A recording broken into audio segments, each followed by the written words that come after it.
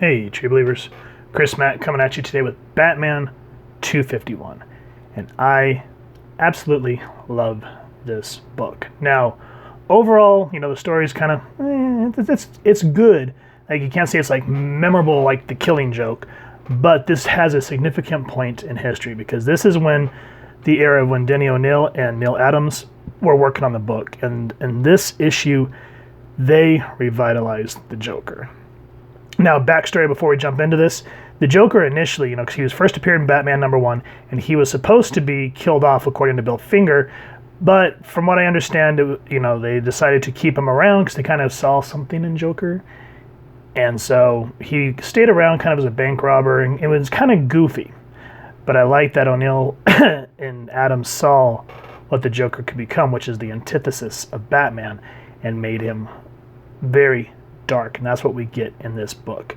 Now, if you guys want some more interesting backstory on the Joker and Bill Finger and Bob Kane, etc., so forth, make sure to go check out Comctop's video called The Evolution of the Joker, because he goes into depth, and it's a really interesting story. But for this, we kind of get some quick backstory. We see this beautiful cover by Adams, which is also another very classic one that we see everywhere. And also, guys, this book, the original, super pricey.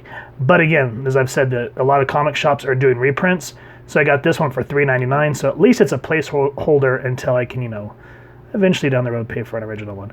So check this out. You open it up and oh man, we are treated to this horrifying yet gorgeous page of the Joker. And we see the rain on his face and just the maniacal laughing. And then O'Neill's words, helping to enhance Adams' artwork. It says, "Thunder cracks the earth and lightning scars the sky, and wetness streams from the clouds like tears of mourning. It is though nature itself were weeping, and well it might, for there is death abroad this night." And this is the Joker's 5-way revenge. And look at how the laughing just intensifies all the way down into, into the words here. Now, as I just said, story is Denny O'Neil. Art, Neil Adams. Editor was Julius Schwartz. And again, Batman was created by Bill Finger with Bob Kane. And then this was the issue, too, where they reintroduced Joker's laughing nerve gas. So we actually see someone, has that death grin on their face and just makes you chill. And the way Batman brings the card into the foreground, showing Commissioner Gordon who's behind it. And with that said, who are we talking about? Batman. You find out that the people that are being killed off are old Joker henchmen. And so Batman kind of deduces who's next, and kind of in the sequence. So he goes to talk to Packy White.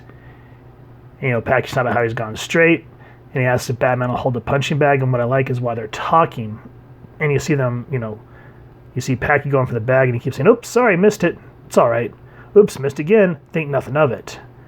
And it's just the pacing of the art and the dialogue until, you see that Packy is trying to actually go after Batman, and Batman has just had enough and puts him in his place. And then leads into what eventually happens with Packy. And I got to tell you, it is intense. So if you want to know what happens to Packy, pick up this reprint, or if you can afford it, an original copy. Now, there's one thing I do want to go back to that I overstepped, is why the Batman is deducing. Check out the dialogue. Just listen here. "Ever since I heard the Joker escaped from the state hospital for the criminally insane, I've been expecting him to show up." Now check out what he just said. Escaped from the state hospital for the criminally insane. So this comic book, the print date on it is September 1979. Arkham Asylum had not been introduced into the mythos yet. Arkham Asylum would not come around until issue 258, 7 issues later. So I thought that was just really cool. Back in the day when people were reading this, it's like, okay, whatever. But, you go back and you look at it now through nostalgia eyes, and you're like, wow, that's interesting. That's really cool. So anyway, we cut to the Joker after Packy. And Joker just straight up says, Sal, or what's this guy's name? Is it Sal? I don't remember. Hold on. I can't remember. Anyway, he says, have you betrayed me? And he goes, oh, come on, Batman, we're pals. He says, Batman, see how I keep getting this all mixed up and jumbled? He says, come on, Joker, we're pals. So he says, okay, well, here, try a cigar. You'll like it. He goes, not so bad. And he goes, hey, I bet you're pulling a gag on me, right? I bet it's an exploding cigar. Same old Joker, always with the gags. Well, I can go along with a good laugh. I mean, what harm can a little exploding cigar do, right? So, this is where O'Neill and Adams finally say goodbye to the Silver Age goofy Joker. Because check out the next panel.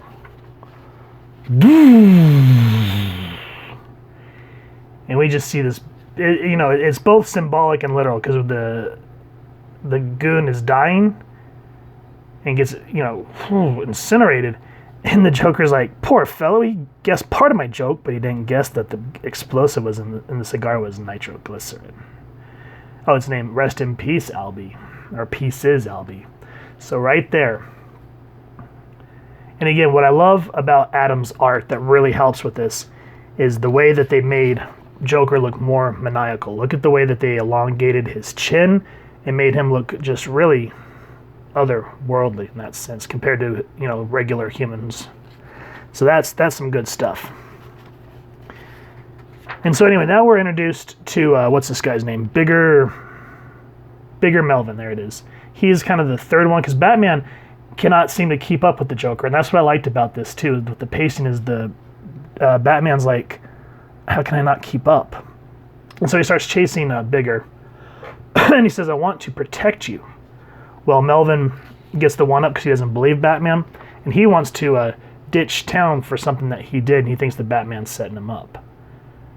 So, he's saying, I'm going to run away here. And he says, in a couple of minutes, my troubles will be over. But look in the background here. See this shadowed figure. And it's the Joker. And I like the way the artwork shows him to look like a creature or just, another monster. That is intense, and it just makes your blood run cold. Now, the Joker is able to get the one up on Batman. I'm not going to show how, but I like the way that they kind of Dutch angled this and shows the Joker, saying, oh, I've defeated the Batman. I could take him out. But I don't want to do this. I don't want to destroy him on luck, because I always envisioned my winning as a result of cunning at the end of a bitter struggle between the Batman and myself.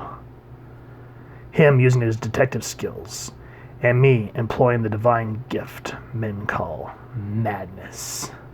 So the Joker lets him live just because it's not on his terms. And so because Batman is able to survive, he goes after the last goon that the Joker is going to go over. Sorry guys, the pages just do not want to work with me here. And he says he's looking for, what is his name? I keep forgetting the Bing Hooley. What do you call it? The goons, they're sort of throwaway in a sense because it's hard to keep their names straight. And he's kind of staying in this sort of retirement home that's run by nuns. And the nun's like, he's not here. He left with a Mr. Genesius, I think is how you pronounce that. And she goes, don't you think he's such a swell fellow, Mr. Genesius, coming to see an old friend? And he's like, I'm afraid not, sister. You'll recall that Saint Genesius is the patron saint of actors and comedians and jokers. And so Batman starts to put things together, finds where the Joker is staying, which is an aquarium. The aquarium scene here is absolutely spectacular. And I'm not going to go into it because I don't want to spoil it, because it's actually really interesting the way that they use Batman.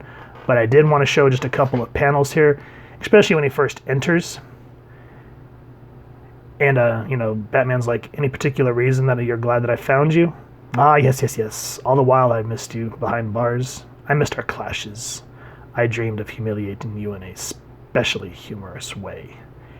And look at the way they frame Joker in the center of these shark's teeth. Just very symbolic to show the type of apex predator that he is. So I love that so much. So let me skip to the next page that I want to show. And Batman, okay, here it is. Batman asks the Joker Why a shark? He's like, well, take a look. We resemble each other. And again, love the way Adams shows them both kind of smiling in a sense, and again, just showing how deadly of a person the Joker is. So I don't want to give away what happens with the shark. It's really interesting. But I do want to show this page because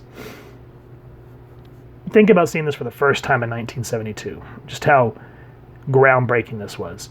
You know, I remember as a kid, I had this old Batman record, and it was like serialized stories. And this was used on the, I think it was on the back cover, and on the front it was another Neil Adams art piece of him and Robin.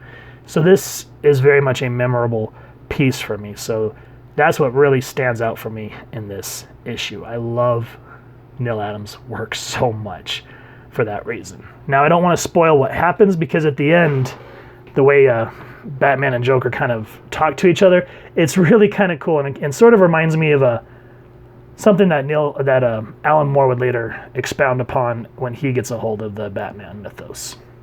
So yeah, guys, just such a great book. Like I said, the story itself is nothing like big and spectacular, but for what it is and the way that O'Neill and Adams reintroduced the Joker, and to show how deadly he is now and that he's no longer a joke, so to speak, great reading material here.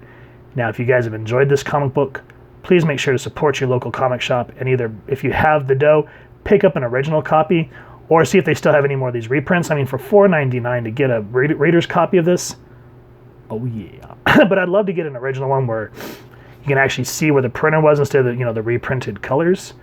But yeah, that's neither here nor there. I'm just happy to have been able to read this story and see why it is so memorable. And if you guys have enjoyed this review, we definitely appreciate it if you take a moment to hit like, share, and subscribe.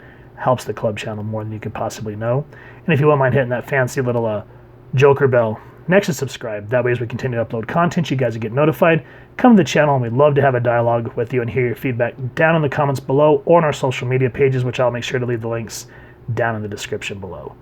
So with all that said, thank you so much for stopping by and checking out the review. I hope you all continue to have an absolutely amazing day reading, and happy hunting, true believers.